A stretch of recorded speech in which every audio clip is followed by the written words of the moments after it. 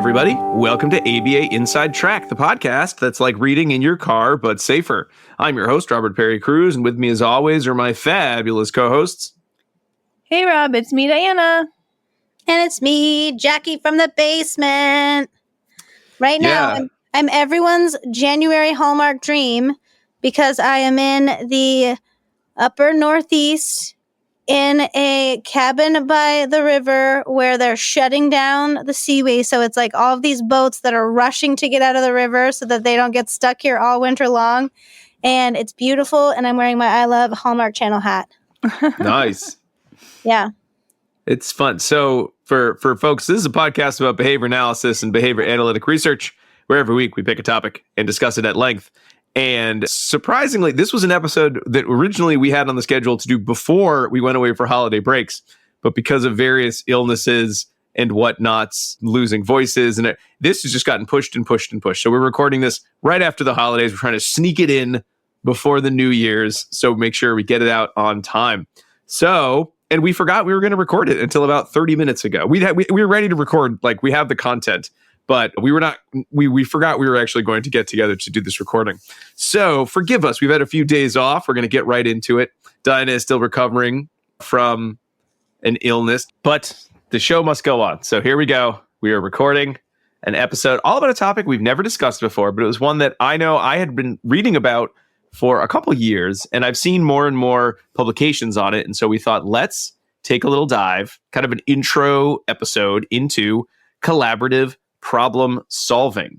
So collaborative problem solving is something that I know I first heard about after reading Ross Greene's book, The Explosive Child, which I received as a Christmas gift from many years ago. And there was a lot in there that I really liked. I really liked some of the skill-based focus on dealing with or working with children who had sort of more kind of, ADHD or highly emotional problem behavior. So really looking at it as a means of sort of discussing lacking skills rather than blaming children. So it was really fascinating. And I'd seen more and more about collaborative problem solving over the years. I've done some webinars. A lot of the research, or at least the work about what collaborative problem solving is coming out of Mass General here in our home state. Well, not home state, but the state we all live in. My home state. Not anyone else's here. And it seemed like a good time to discuss it because I think a question is going to come up is collaborative problem solving behavior analytic? Is it something different? I think the folks who created collaborative problem solving would say it does not use operant behavior. However, we're going to discuss whether or not we think they're a little bit off base in their understanding of what that is or is not. So, Jackie and Diana, is collaborative problem solving something that was on your radar until you saw it shoved into the podcast schedule?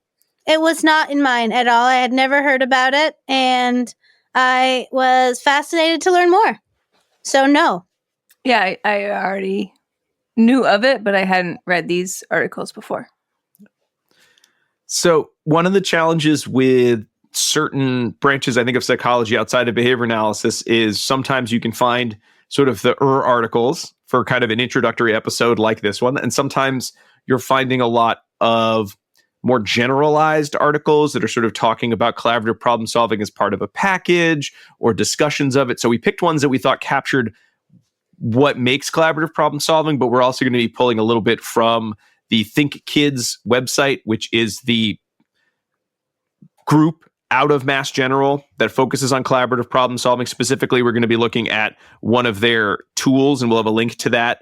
We also have a link to their resources. Also, a lot of this seems to be published in book form, which we'll be talking a little bit about how we feel about that at the end in Dissemination Station. And we did not have a book club coming up on this topic, but if it's something people are interested in, maybe we'll get our hands on the book and put it in a book club one of these years. But we have 4 articles we'll be discussing. 3 we'll be discussing at length. One that sort of is an article referenced in another article. So we thought it was worth having the citation handy, but we won't be going into as much discussion of that. But Diana, what are the articles we'll be discussing today? Okay, as Rob said, we have 4 articles. They include a transactional model of oppositional behavior, underpinnings of the collaborative problem-solving approach by Greene, Ablon, and Goring, and that was in the Journal of Psychosomatic Research, 2003. Also paired with that is a brief report titled Effectiveness of Collaborative Problem Solving in Effectively Dysregulated Children with Oppositional Defiant Disorder, Initial Findings. That was by Greene, Ablon, Goring, Razor, Blakely, Markey, Monito, Hennon, Edwards, and Rabbit. And that was published in the Journal of Consulting and Clinical Psychology, 2004. We also have an open trial of collaborative problem solving in a naturalistic outpatient setting by Pilastri, Wang, Eddy, and Ablon.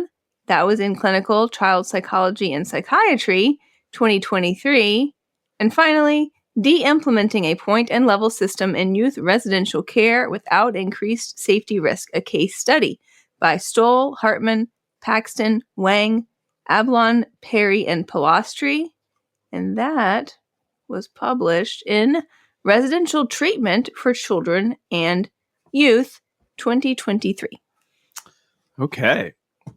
So rather than getting into sort of the introductions of collaborative problem solving, let's kick it off, Diana. Why don't you talk about the Greene and Ablon 2003 transactional model of oppositional behavior, because that gives a good summary of what collaborative problem solving is and the kind of oppositional defiant disorder-esque diagnosis or children with diagnoses of ODD that tend to be where a lot of this initial research came from and a lot of this initial work started. And then we'll talk a little bit more about what CPS sort of looks like nowadays in broader terms or with broader groups. Do you know that before I looked at the article, I was like, ooh, did one of you write it? Because one of the last authors was a Perry. Oh, no. But it wasn't a Parry, it was a Perry. No. With an E instead of an A. Nuts to them. Nuts to them and their English spelling of the name. Just anyway. Okay, I'm so sorry for that. For that weird aside, I just wanted to ba-boom-doom like that. This article? No, it's like the third article in. Oh, okay. The last author's Perry. Oh, I just read them all. I didn't even notice. Perry. That's funny. So I wanted to let everyone know we're not related to that person. Okay, yeah, no relation. Okay. Yeah, so this article is from 2003, and it, I think, was maybe their first foray into publishing this in a journal format. But the CPS was already in existence. It was had been being utilized in different settings, right? And so there was already research to back it up. So this wasn't like, oh, this is an absolute pilot study. This is just their first sort of like summary, I believe, where they kind of like put it all together. It definitely, we'll get a little bit into the publishing history. It definitely doesn't have some of the same, I think, clean line that we often see when we're talking about behavior analytic treatments. Well, neither does like the ISCA. Truth. You know? Yeah. It might be kind of similar in terms of like it's getting off the ground. Yeah. Yeah. I think there are some big similarities between sort of at least the themes in CPS and the ISCA, even though the technologies are not the same. I never thought about that, but totally. Yeah. Totes. I thought you were going to say something. Oh, well, I mean, I guess I don't know if that's also more in psychology where you have lots of people from different backgrounds working in hospital settings or clinical settings.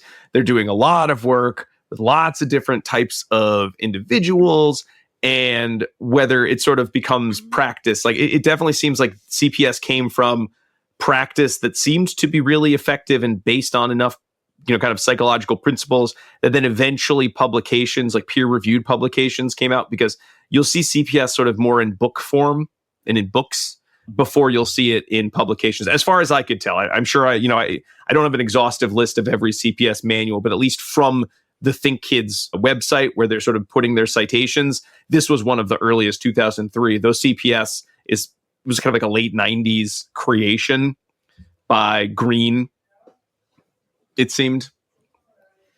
So some of the publication order is a little wonky to my readings. Yeah. So not bad wonky, just not the order I usually see. So in this article, they are kind of centering everything around developing an understanding of the ODD profile, which is oppositional defiant disorder, and how the CPS or the collaborative problem solving approach can benefit that profile, specifically relationships between children and their parents. And that's a lot of what this is centered around.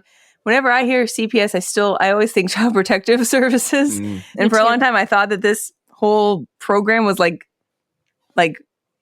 produced by Child Protective Services. I don't really know why. I mean, I just thought that, but it's not. They're different things. So this is collaborative problem solving, which is a good name, it is descriptive of what this is, but it's also like kind of a nondescript name to me. It's like kind of generic. So anyway, I guess we'll call it CPS moving forward. But they start us off talking about the ODD profile and what some of the components are of it. They can make it challenging for parents or educators working with children to kind of, develop and maintain strong relationships due to some of the behavior that's seen from this group of kids. So they give us, I'm just going to give you guys a quote from the article in a few different times here so you kind of get a good feel for it. So they say the ODD profile refers to a recurrent pattern of developmentally inappropriate levels of negativistic, defiant, disobedient, and hostile behavior toward authority figures. Behaviors associated with ODD include temper outbursts, sometimes referred to as rage attacks, persistent stubbornness, resistance to directions, unwillingness to compromise, give in, or negotiate with adults or peers, deliberate or persistent testing of limits, and verbal or minor physical aggression. End quote. So there is a lot there to unpack. I know sometimes we hear about these types of profiles and someone will say, it sounds like an ODD profile. I think that testing of limits is a real sticking point there that you often hear about, and difficulty with being on the receiving end of almost any type of demand is the pieces that I think are definitely come through as specific to this particular profile. They talk about its comorbidity with Tourette's. I don't know if maybe their background was with Tourette's perhaps, or if that was just, or if really and truly that is really commonly you see those two together. So they said in 65% of Tourette's presentations, they also see ODD, which is incredibly high level of co-occurrence. In the general population, they, whenever you're trying to get these samplings from the general population, it's always a really wide range. So anywhere from maybe 2% to 16% of the general population could meet the behavioral profile for ODD. So when this was written, which is 20 years ago, they said not a lot of attention has been given to ODD. Certainly I've heard about it a lot more in the last 20 years than before that. They talked about what kind of has been done in this area, and there were kind of two main approaches. The first being one that was a lot more consequence-based, basically, and it was a parent training or behavioral family therapy approach. It said the main components here were focusing on positive attention, using appropriate commands, contingent attention, contingent reinforcement, and timeout as needed.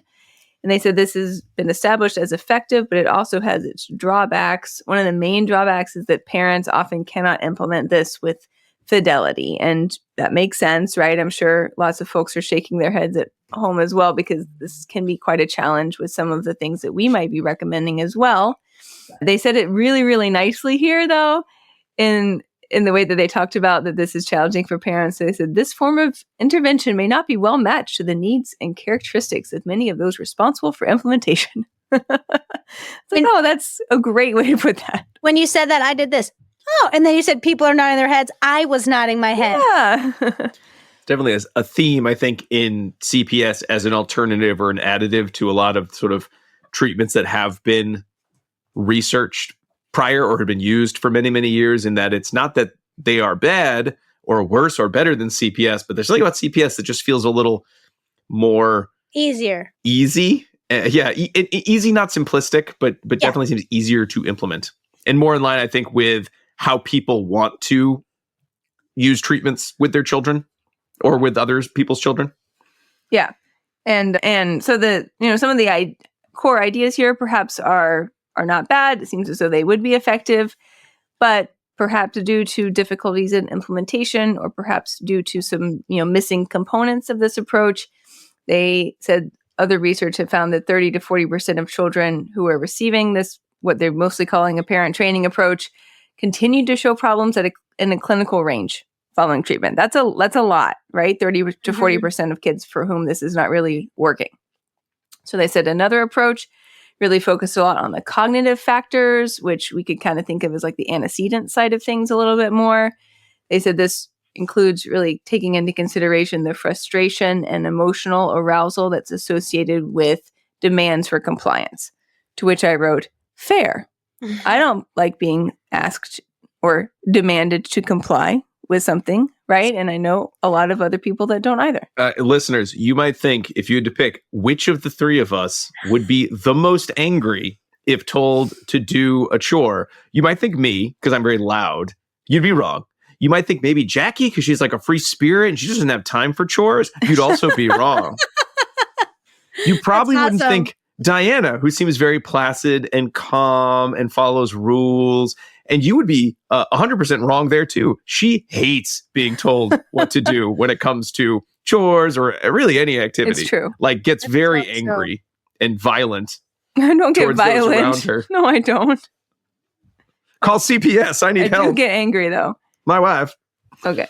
So these cognitive approaches, they called them probably efficacious in the article.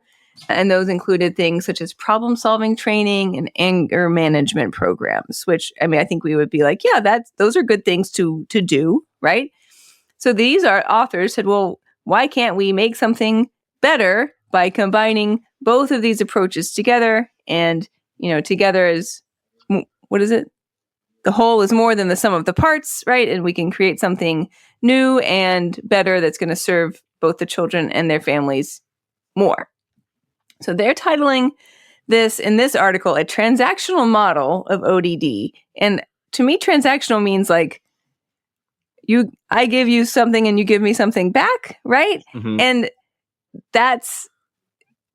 I feel like when we say like, oh, something has a transactional nature to it, that means that it's kind of uncaring, mm-hmm. right? And unfeeling. And that's not what they mean by that at all. So they're saying that this is, what they're meaning by it is like it's a reciprocal mm-hmm. relationship, right? And we've talked about that in the past, both in reference, I believe, to Pat Fryman's work and with the power of parenting, mm-hmm. Glenn Latham's stuff, right? So the way in which parents react to kids affects kids. It changes the way that the kids are behaving because it's changing what they're learning, it's changing what they're seeing. And when they then reflect negativity back on the parents behave negatively toward the kids, and it creates like a vicious cycle of negativity, right? So like you're bringing out the worst in everyone. Yeah, and I'm guessing the authors got that feedback at some point too, because you really don't see it described as a transactional model in any of the other research articles we discussed. Okay, great. Well, that kind of makes sense then. So I think, you don't need to worry about remembering that title. I think reciprocal relationship is really more what they're going for here. It's more, what does it say? What's the model about? Yeah. So they said, children can't really develop emotional regulation skills, frustration tolerance, and problem-solving skills on their own without having them modeled to them. They also spend a long time in this article like breaking down the profile of ODD and the components that are likely contributing to this like difficult cycle. And I'm not going to go into all of that here for the sake of time, but you can definitely hook in there and read it. But these pieces are largely what's going on, right? So difficulties with emotional regulation, frustration, tolerance, and problem-solving skills.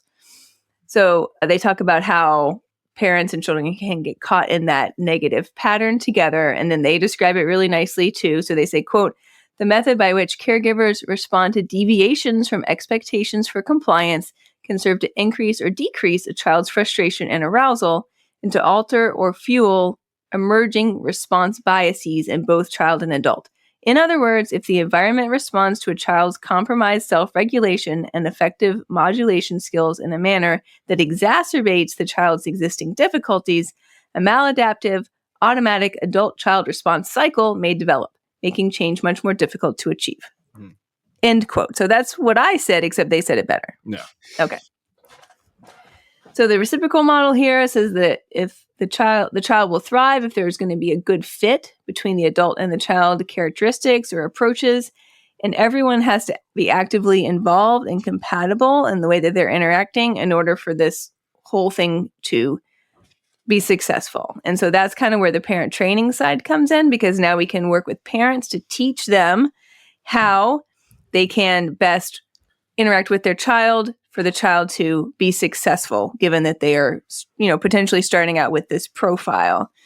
And I will talk more about that in a second, but they said that they really think of this as having 4 goals of collaborative problem solving on the adult side. So the goals here are that it helps the adults, number 1, understand the adult-child characteristics contributing to the development of child ODD. And they break that down and say what they try to do is help the parent think of ODD as a learning disability, but it's specifically a disability in those areas we just talked about: emotional regulation, frustration tolerance, problem solving, and flexibility. And if the parents kind of come to it thinking about that, like, this is an area that's very difficult for my child and I need to be helping them, it helps the parent be a lot more empathetic to the child and a lot less reactive when they see behavior on the part of the child. It kind of makes the outbursts that they see from the child, if they see them, less personal toward them, right? They're like, this is a skill that my child is lacking or is working on developing. So having that understanding is the number 1 goal. Number 2 goal is becoming aware and then implementing the 3, or no, I'm sorry, you don't want to implement all of these, but you want to become aware of the basic strategies that have been used or could be used to handle unmet expectations. So the first one is the imposition of adult will, right? So you hear people be like, well, it's my way or the highway. I told you got to do this thing, so you got to do it, right? That, as you might imagine, if you're working with an ODD profile, could be met with a lot of butting heads and therefore a lot of behavioral outbursts. The number 2 approach option is collaborative problem solving, which of course they're going to teach you how to do. And then the number 3 option is removing the expectation. And I think that this is really valuable here, in that in this approach, they're recognizing that at least sometimes removal of the expectation may be the option that's safest, right? In that if you were to keep going with the imposition of adult will, once the demand has been put into place, you're just going to escalate the situation. Sometimes it is better to, let that one go and move forward from it. And, as behavior analysts, that can be the sticking point. If you're not, really savvy in how you're writing behavior plans, right? Where you say, well, you gotta go through with it. You gotta implement the demand. And you end up in this exact pattern of escalation and negative reciprocity. Sometimes you have to let that one go, right? And accepting that as a reality, that maybe whatever expectation that was isn't going to be met, that demand is going to be escaped from, to put it in our language. Recognizing that allows you to really shift your focus over to the antecedent side. And that's a lot of what the CPS approach is about.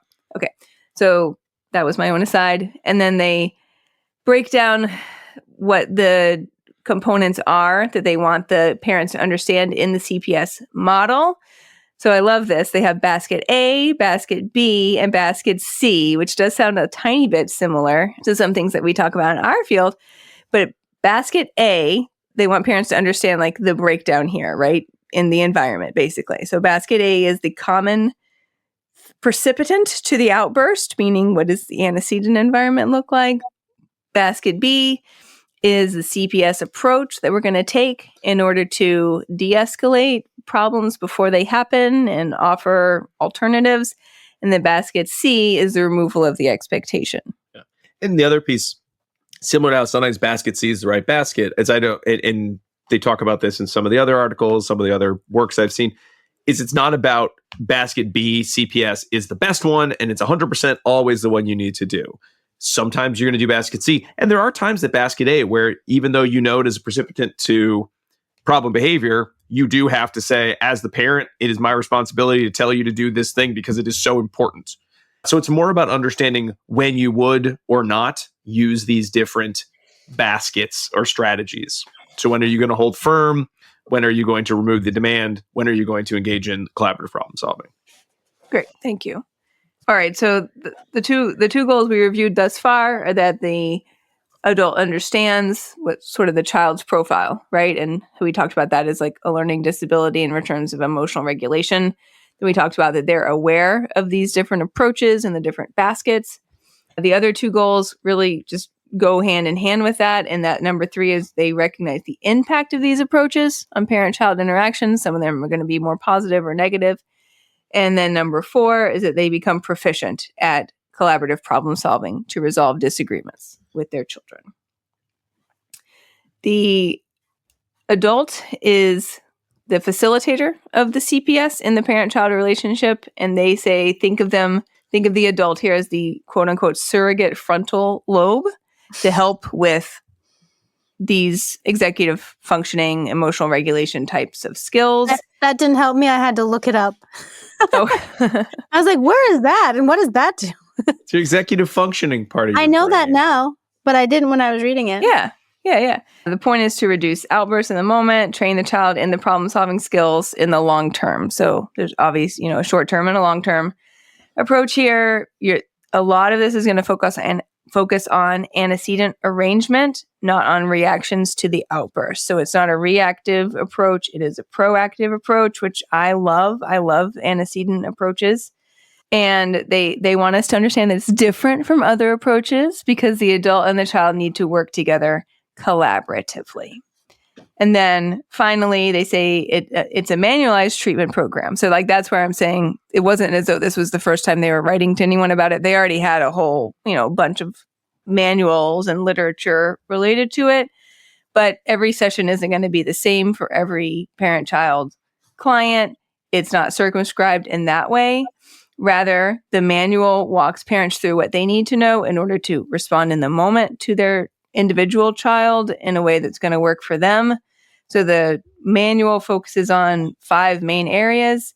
They include educating the adults on the pathways to non-compliant behavior. Number 2, the use of the baskets framework, which we already talked about. Number 3, medication education, which I appreciated seeing because that indicates to me this is a holistic approach, right? We're trying to make sure that all angles are being looked at, as well as family communication, which is number 4, including encouraging parents to think about how they're talking with their child and altering communication patterns such as sarcasm if needed. And then 5, additional cognitive skills training as required. And that is our intro article. And then the 2004 article, we're not going to review that here, but it, because you get up to this point and you're like, and now they're going to do the research, right? And then no, it's the references. The article's over. It was a teaser.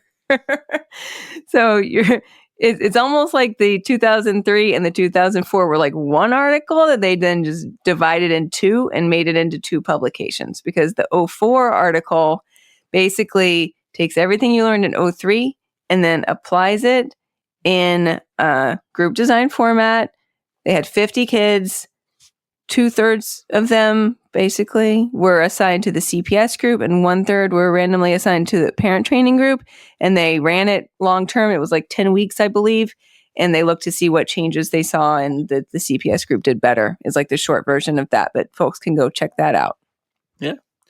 So a couple other details before we take a little break. So those are some of the earlier citations talking about collaborative problem solving. But if you wanted an even earlier one, you could read Ross Greene's The Explosive Child, which was published in 1998. It's a good book. It's a lot of scripts between a mother and a daughter who are having some problems. And it really does capture sort of what those problems kind of look like in terms of, the mom feels like she's trying really hard to figure out why the daughter's always mad about everything. The sibling is like, why do I even bother being in this family? The dad is like, I'm tired of this crap. I'm going to lay down the law. But that doesn't seem to work either, and really goes through the steps of that basket B, that plan B of the collaborative problem solving, of looking at it as a skill deficit rather than a willful lack. There's not enough reinforcement for doing the right thing, or the child is just willful, or stubborn, or whatever kind of mentalistic explanation you want to have. So that's excellent. Yeah. So that's churlish. So that's a really good example. And it does seem that J. Stewart Ablon and Ross Greene, they worked together for a while at the beginning. I'm guessing at like Harvard Medical School or something, maybe. While J. Stewart Ablon seems very young. He actually spoke at the district I work in a couple of weeks back, and I've seen some webinars with him, and he seems pretty young. So I'm guessing they used to work together, and then they went separate ways to publish their own things. But they did have a Treating Explosive Kids book in 2005, which was sort of like the CPS book at the time. Though since then, Ross Greene's gone and he's done some other books. He had Lost in School, I've seen referenced a lot of times, which I think goes over very similar content as The Explosive Child. And then Ablon and Pilastri, sort of the new collaborator at Mass General, has done a lot more of kind of procedure guides. There's an updated procedure guide from 2019. And we'll have a link to the Think Kids resources, which has some of these books mentioned here, as well as a couple lists of some of the updated procedural guides. So when it comes to that collaborative problem solving, it basically boils down to it's sort of an antecedent manipulation to start, but I actually don't consider it necessarily an antecedent plan fully, because at the end of the day, it really comes down to you as the adult need to discuss what you want out of the situation that, if you say do this will lead to problem behavior. So you need to discuss what you want out of the situation and why, which requires communication skills. The child then does the same. And then you compromise on a solution is basically what it comes down to. And that's the plan B. You come up with a solution that works for everybody. And then the child tries it and then gives you feedback as to how it worked. And then you repeat this process until everyone is happy with whatever the demand is, doing the dishes or whatever the demand that's causing the problem is. You can use some of the tools they have. I really like this thinking skills inventory, which I pulled from their website. It's Wang et al. From 2018. It's pretty similar to the list that I think Ross Greene puts in The Explosive Child, but it's a lot of skills related to executive functioning, social skills, language skills, and emotional regulation skills, cognitive flexibility skills. A lot of them are very concrete in terms of this is a skill that you could operationally define pretty easily. Some of them are a little vague or kind of possibly bordering on mentalistic, so it would require a little bit more work, I think, for a behavior analyst to not feel kind of icky about maybe using them or feel like you're providing too much of a mentalistic description. So like, handles deviations from rules is a little vague. Understands spoken directions. Again, for us, is that an issue of a failure, like a defective listener repertoire, or is that a actual misunderstanding, like a cognitive misunderstanding of direct, how specific do you need to be? Avoids personalizing. Again, that one starts to get a little more mentalistic. I think getting to the idea of they're taking it personally, but again, how do you define that? But again, maybe they're just not operationally defined in the way that we would be used to, but I don't. No, they're all fine. They all seem workable. Yeah, they're either kind of a workable list of either observable behaviors or kind of private verbal events or social behaviors. But again, I think it would be very easy to take this list, get more nitty gritty if you wanted to, define them examples, non-examples if you needed to, and test and record whether they are or are not happening.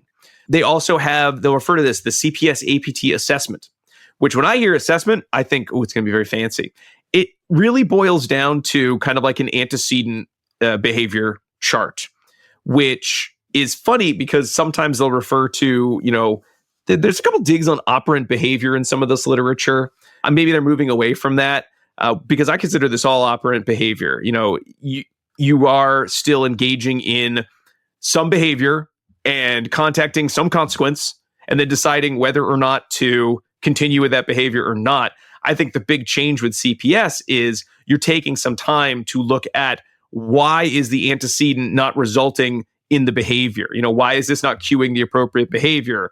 And a lot of times it has to do with, there's a skill missing. There's something about the cue that's not leading to success.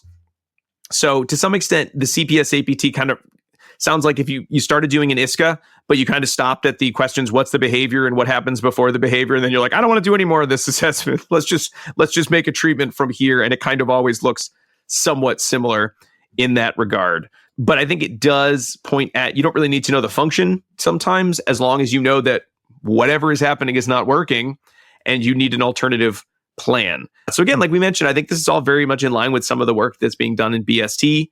It does feel very much like operant behavior. Though again, when we talk about operant behavior, or at least psychology talks about operant behavior, they're going to be talking about some of the things, some of the treatments that we'll be discussing in the back half of our episode. And I think that is a misunderstanding. And, we'll talk about how maybe we could add more to the collaborative problem solving research and literature discussion with our understanding of behavior, and psychology can add what they know about working with families and making therapeutic rapport and building those skills. So in any case, I think it definitely falls in line with something that could be under the umbrella of behavior analysis, something that is important. It's certainly socially significant, being able to work with others. And I think it follows the same pattern as we would expect to see with any ABC kind of behavior consequence, with a huge focus on the antecedent piece. Though, again, it's not an antecedent manipulation per se, as you'd think of. All right. So some resources, some basics. And now that you know a little bit about that, let's take a break. And when we come back, we'll talk about two uses, more recent uses of collaborative problem solving. We'll be right back.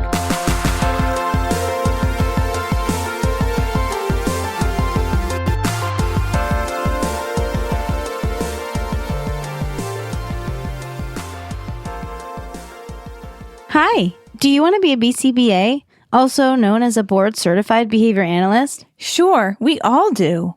Now you can come to Regis College in Weston, Massachusetts to get your graduate degree, just minutes outside of Boston. Choose from any one of these courses. Masters of Science in Applied Behavior Analysis. Masters of Science in Special Education, dual degree in Special Ed and ABA. Or be eligible for your postmaster certificate. You can complete your degree and be ready to sit for the exam in 2 years. And our 2022 graduates had a 92% pass rate on the BACB exam. Come enjoy approved fieldwork placements, ethics mini handbooks, PhD levels professors, small class sizes, and a service trip to Iceland if interested. And don't forget, our program is accredited by the Association of Behavior Analysis International, or ABAI, as a Tier 1 master's degree program. Don't delay. Supplies are limited. Learn more at regiscollege.edu. Again, that's www.regiscollege.edu. regiscollege.edu. One more time, www.regiscollege.edu. See you there. Bye.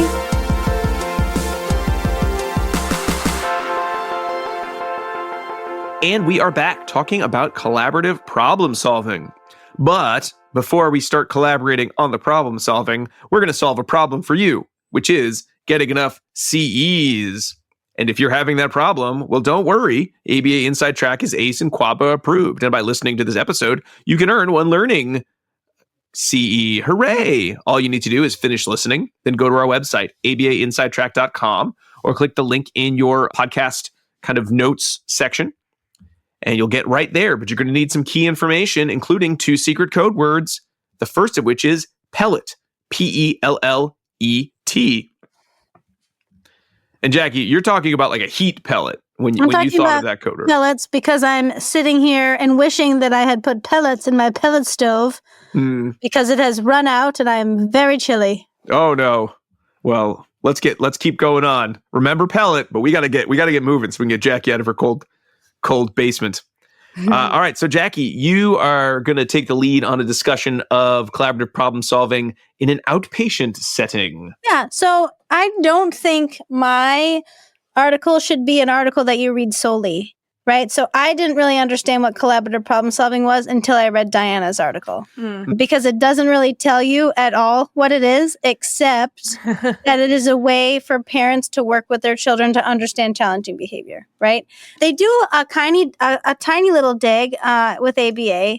They say that CPS is different from behavior analysis because it does not use incentives or ignoring to motivate children's responding, but focuses on underlying skill deficits that contribute to challenging behavior. And you know what? I see where they're coming from, and I agree, right? Like, they probably are putting some consequences on those challenging behaviors, right, in the setting, but they're not focusing on it. So that's one thing that I really love about this, is that they're really focusing on teaching the skills. And I love when Diana talked about how parents should view their children, right? Not as like, oh, they're doing something bad, but it's just a skill that they need to learn. Yeah. And I think, behavior analysts really do a good job at that most of the time, but we're not always great at it. Yeah. Right. So I think that's one thing that we could learn from this literature is to really start focusing on positives, right? And skills that need to be learned instead of trying to decrease behavior that's already happening. So the research, they don't really tell us what, but they say research has shown that CPS has been really effective with individuals, with group therapy, with family therapy modality. When CPS was delivered in an outpatient setting, they saw an improvement in children's behavior. They saw an improvement in parent-child relationships. They saw decreased parental stress and an increase in children's executive functioning skills, right? They also looked at another study that showed that CPS, kids that went through CPS did better with parent compared with just general parent management's training for ODD, because with CPS, you improve the parent-child relationship and thus you increase the clinical improvement that they saw. So here what they wanted to do was to examine the effects of CPS across a wider range of both self-diagnosed kids or undiagnosed kids, right? So here, the first step, again, like we know, where parents are top 5 skills, but they just say, what they say in my article is language and communication, social thinking, emotional regulation, cognitive flexibility and attention and working memory. They do an interview to identify where the challenging situations are occurring and what skills could be deficit during that time. And then they choose one problem at a time and engage in structured problem-solving conversations where they talk about why the trigger is difficult and come up with a solution with the child, and skills to de-escalate the situation, right? So here they say that they're going to use a pre-post design to look at child outcomes and parent-child relationships. And consistent with prior research in intensive home-based family therapy, they want to see improvements in outcomes in an outpatient setting. And they think that it will be predicted by the extent to which the parents achieve the learning targets in the parent training. And they think that will correspond or correlate with child improvement. So the data were collected as part of an outpatient client that's aligned with, as an outpatient clinic that's aligned with an academic hospital. I'm assuming that it's Mass General, right? I'm whispering that because they don't say that, but I'm assuming it. So over the time of the study, which was November 2013 to November 2017, there was parents of 120 children, 37 girls and 83 boys between 3 and 19 years of old. The mean age was 8.7. They attended an initial visit and 96%, so 115 out of 120 of the kids continued to family therapy afterwards. So data from all the families were included. No one was excluded from the secondary analysis. And so for that secondary analysis, they had 120 kids, and the average number of sessions that was attended was 19, and the median was 13.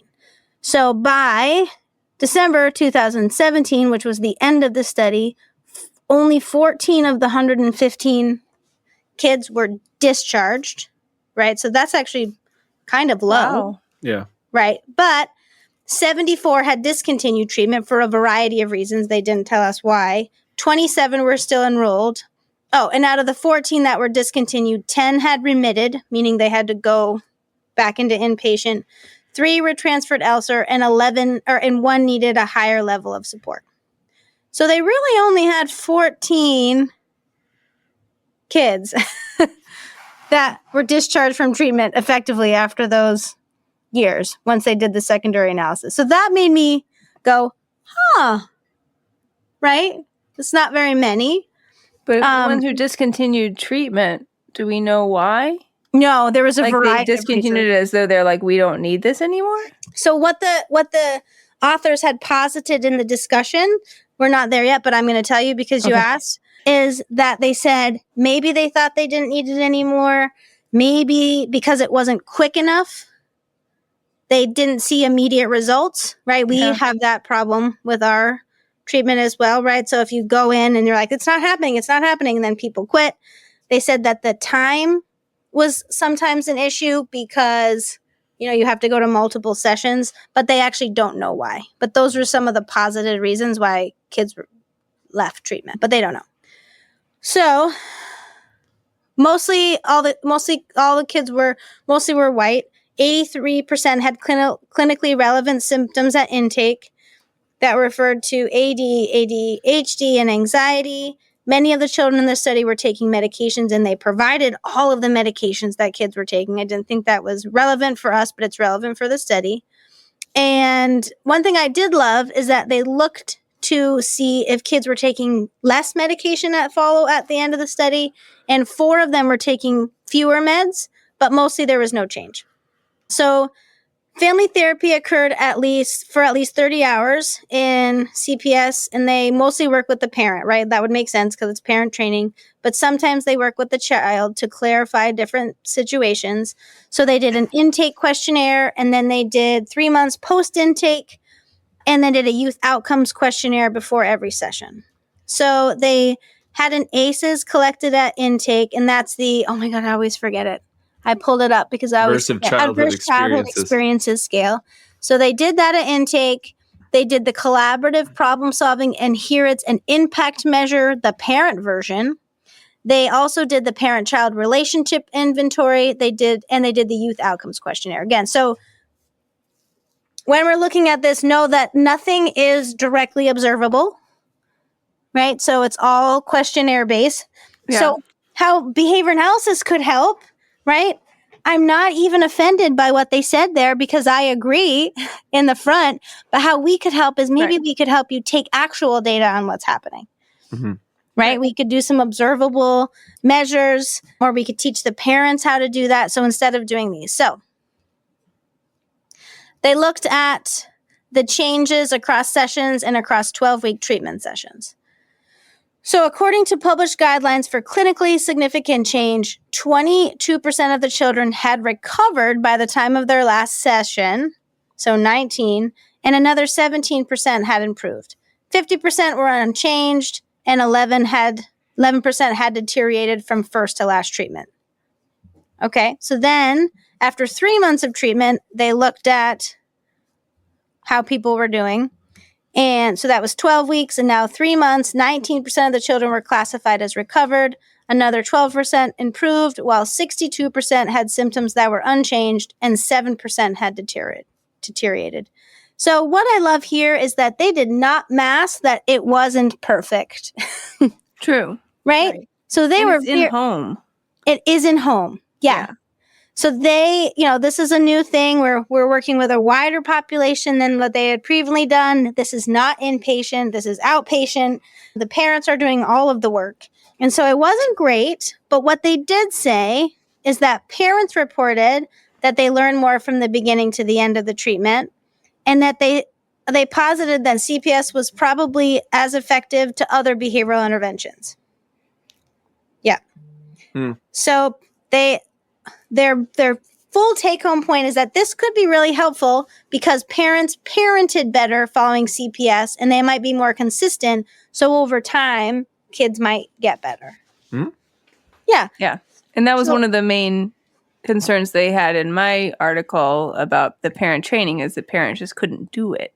Right. Right. So this might have a better treatment fidelity than the other approaches, which is really important. Right. And speaking of people who kind of like CPS model, let's wrap up with the Stoll et al. Article, which is a case study.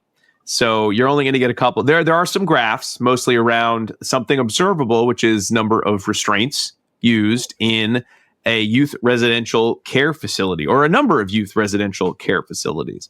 And you're going to see kind of the same theme that we've been looking at in some of these other articles.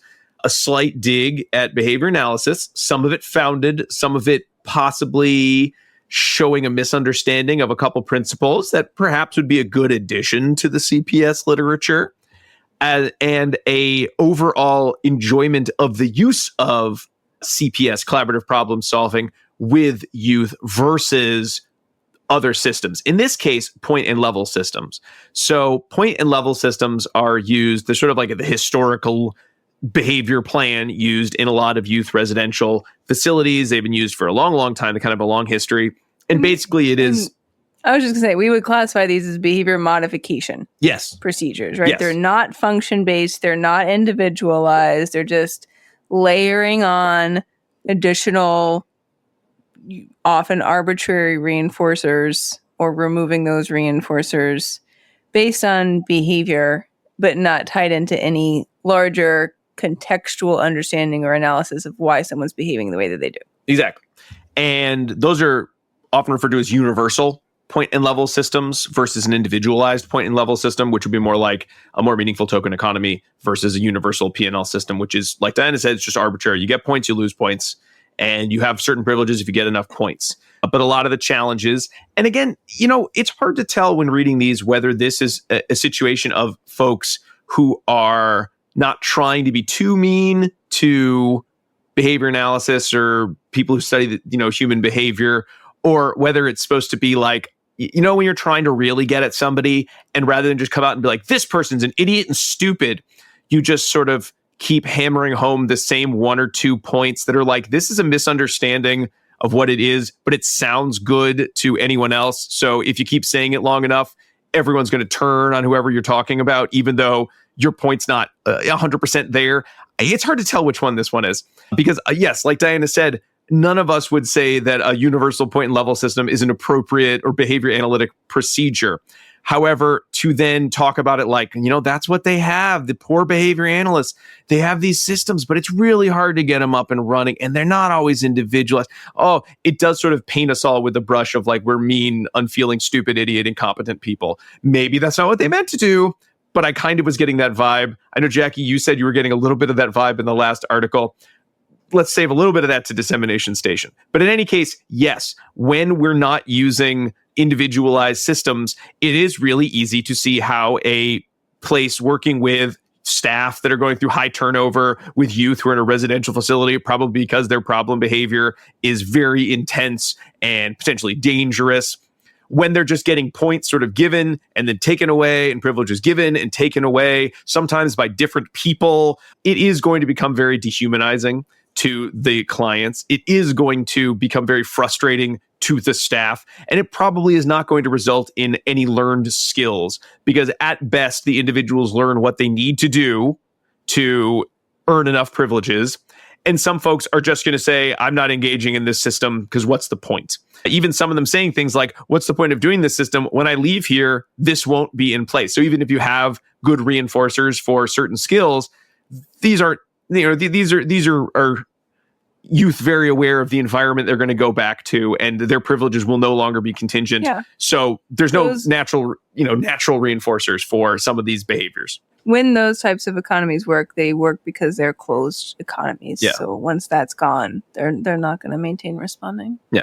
So basically what this article lays out, and actually I think it's more interesting in some regard for this process than it is for the CPS of it all, is how did they move from a point and level system to more of a use of the neurosequential model of therapeutics, which basically just boils down to, that sounded like a bunch of gobbledygook when I read about it, but it basically boils down to a more trauma-informed approach that uses collaborative problem-solving methodology, as well as some trauma-informed cognitive behavior therapy.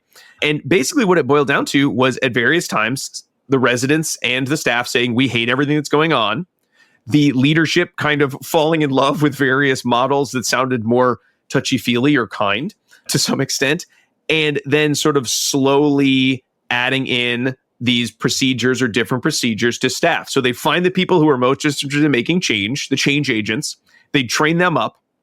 They took a lot of time talking to the staff about what they were most worried about, and then tried to resolve any concerns they had. A lot of it being the staff saying, if you take out a system that I don't like, but it kind of keeps me safe, I might be in danger. I don't want to just have nothing, or I don't know if I trust these new systems.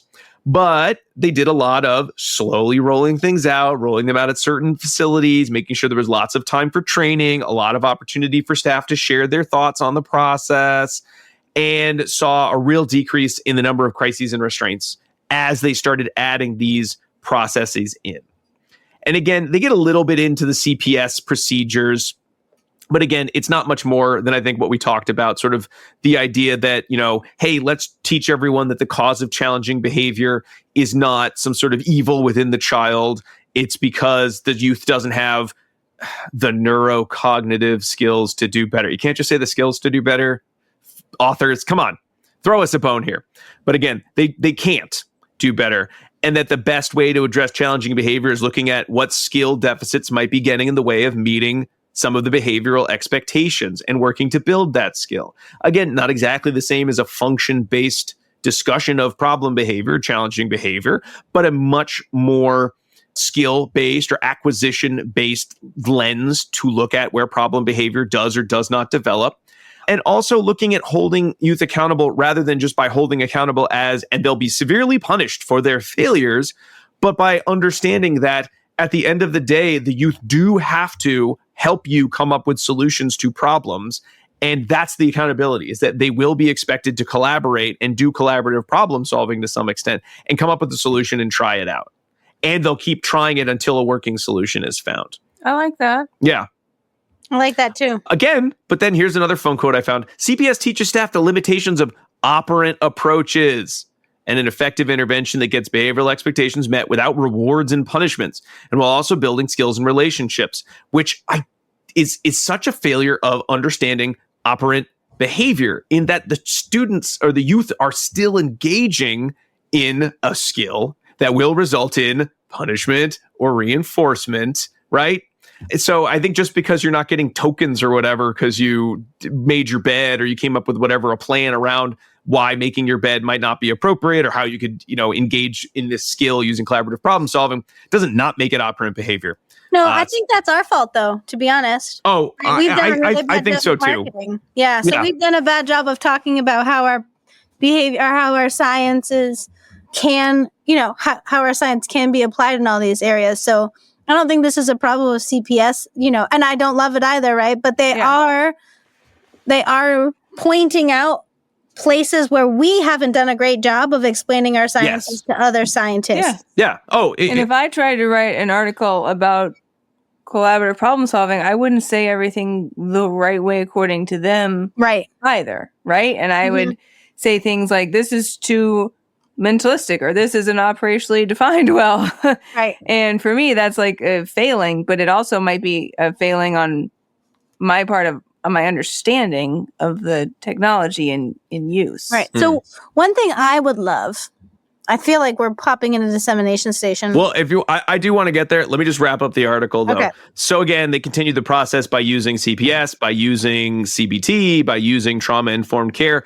And again, they saw, for 2 out of the 3, they did see pretty good decreases in the monthly restraints per quarter. Again, this isn't a good research article in that there's a lot of, failures of experimental control. It's not trying to be, it's a case study. But some of the things I think were really interesting were to talk about some of the determinants as to why some of these changes might have occurred.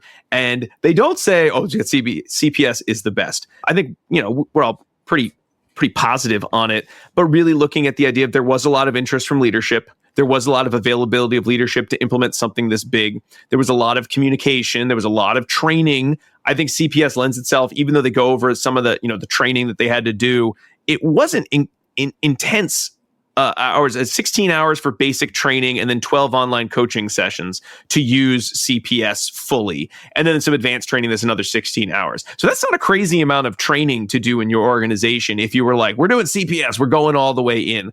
And frankly, for folks, like behavior analysts who have a lot of training in this area, if you look at some of the CPS material, if you look at some of the online trainings, if you read the book, I don't think you would see it as something that's well outside your realm if most of what you've been working with are individuals who have, pretty advanced verbal behavior repertoires.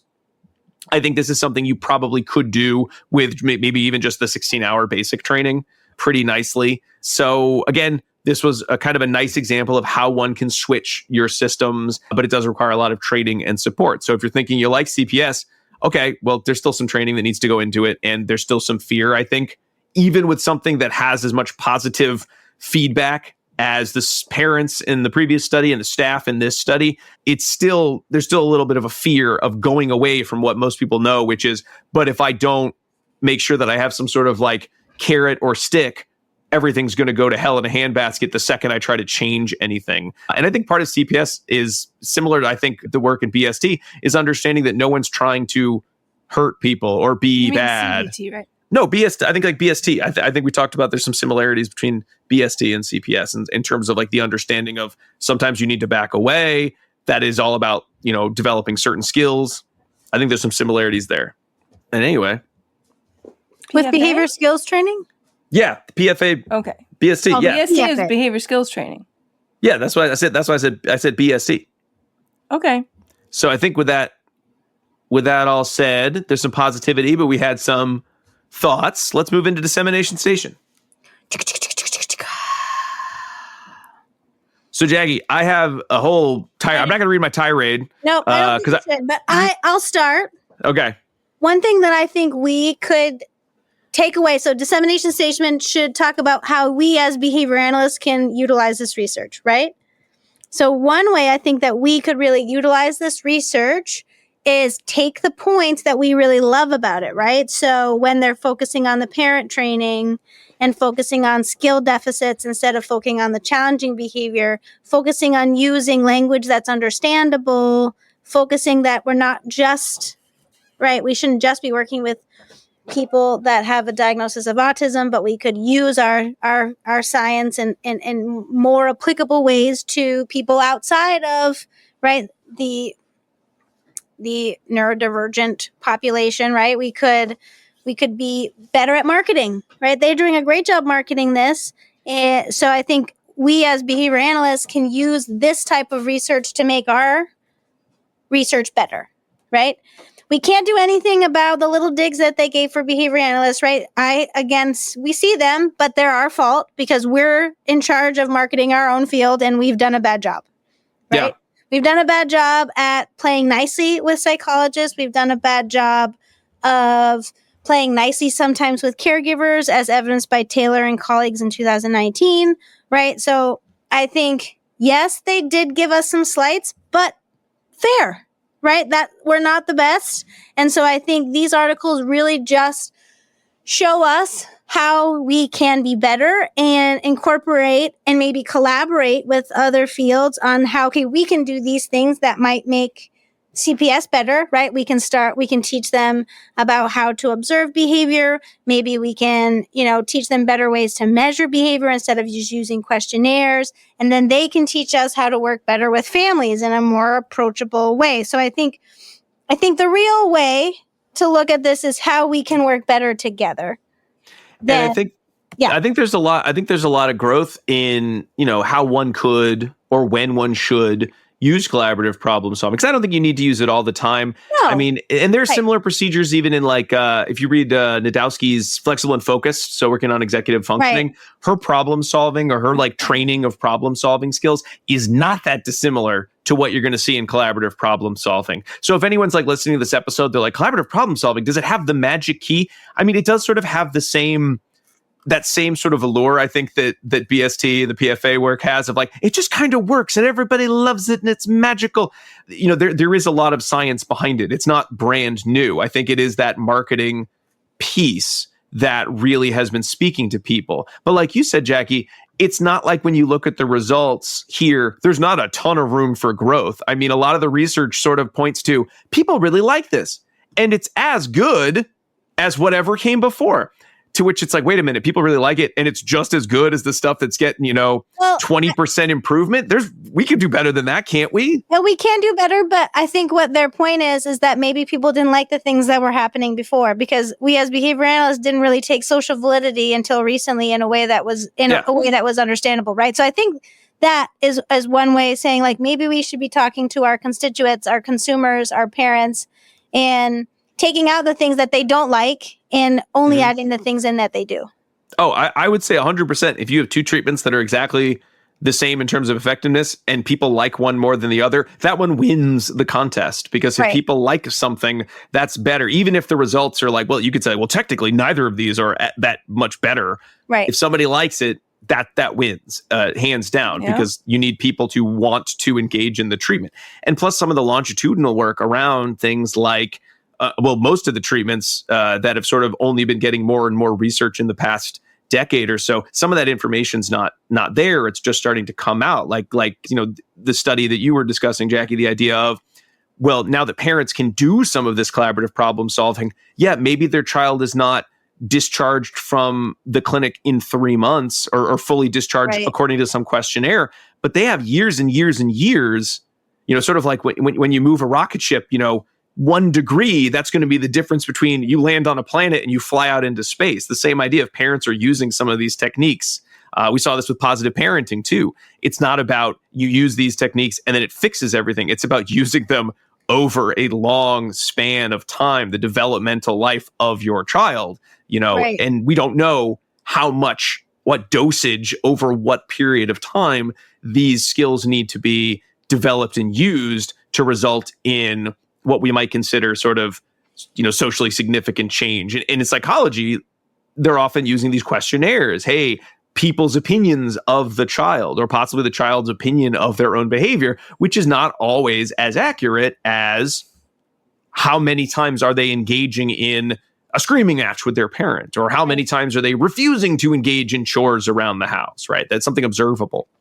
Yeah, and I'm thinking about some of the clients that I knew that had some ODD. I had an ODD diagnosis, and they actually would report that they are worse because, they're really sensitive to those situations. And so one of them was saying, I'm always talking out in class. I'm doing it all the time. I don't think I'm getting better. And his teacher was like, he's actually fine. He's no worse than anyone else in the class. So I think he's just sensitive to that because, it had been brought to his attention. And so that could be at play too, which would skew the questionnaire. Yeah. Right. So CPS could actually be better.